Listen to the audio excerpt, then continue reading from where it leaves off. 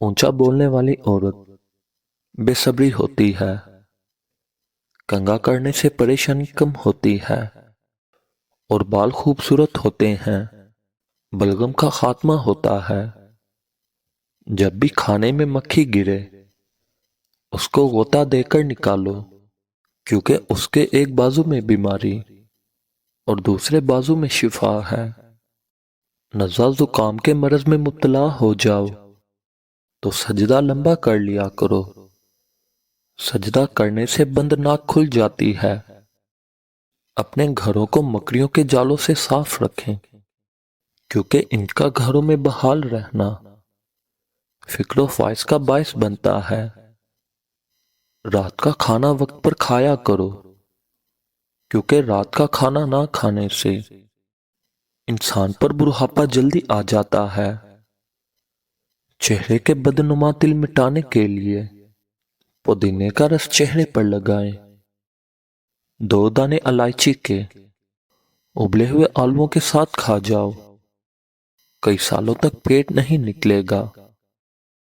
जल्दी बुढ़ापा लाने वाली चंद आदत: हमेशा दूसरे लोगों से हसद करने की आदत, दूसरे लोगों से अना और जिद रखना, अपने माजी को हमेशा सोचते रहना, काम काज ना करना और हर वक्त सोचते रहना। गिरते बालों को रोकने के लिए खोपरे का तेल नहायत मौसर है। जो लोग पैदल चलने के आदी होते हैं उनको दवाइयों की जरूरत पेश नहीं आती। मसलन बदहजमी और कब्र से निजात हासिल करने वाली और दर्द वगैरह दूर करने वाली अद्वियात।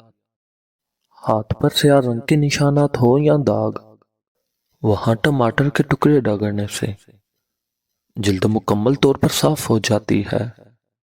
3 ऐसे फल जो आपके चेहरे को चमकता दमकता रखते हैं: माल्टा, अनार और सेब। ये तीनों ऐसे फल हैं जो अगर मुस्तकिल इस्तेमाल किए जाएं तो कुव्वत हाजमा बेहतरीन हो जाता है और इंसान में ये खून भी बनाते हैं और ये फल खून पैदा करते हैं। सर्दियों में पाए का सालन बनाकर खाने से इंसान की हड्डियां मजबूत होती हैं और दर्द खत्म हो जाता है।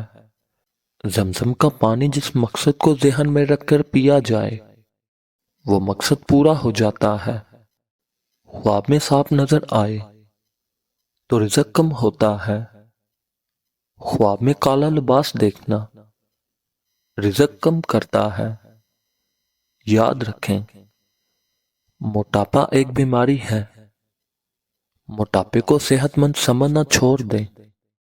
जो लोग गंजपन का शिकार हैं वो धनिए के पत्ते सर पर रगड़ लें, इंशाल्लाह बाल दोबारा आने शुरू हो जाएंगे।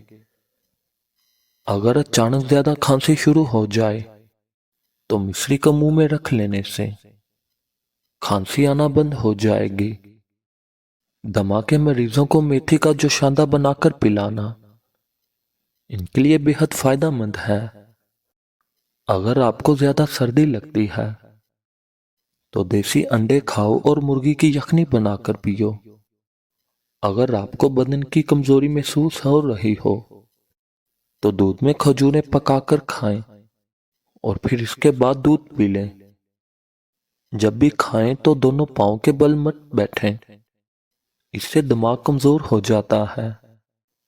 पकोड़े वगैरह खाने से बदहजमी का अगर मसला हो जाए तो अरक अजवाइन से बदहजमी दूर हो जाती है।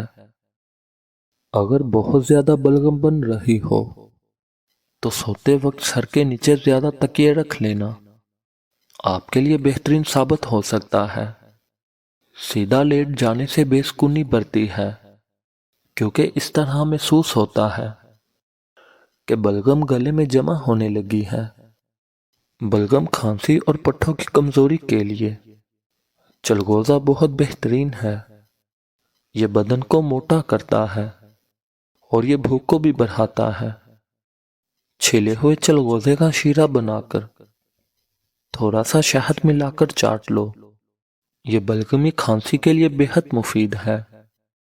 ख्वाब में जिस मकदार में दूध देखें, इसी मकदार में मालो दौलत मिलेगा।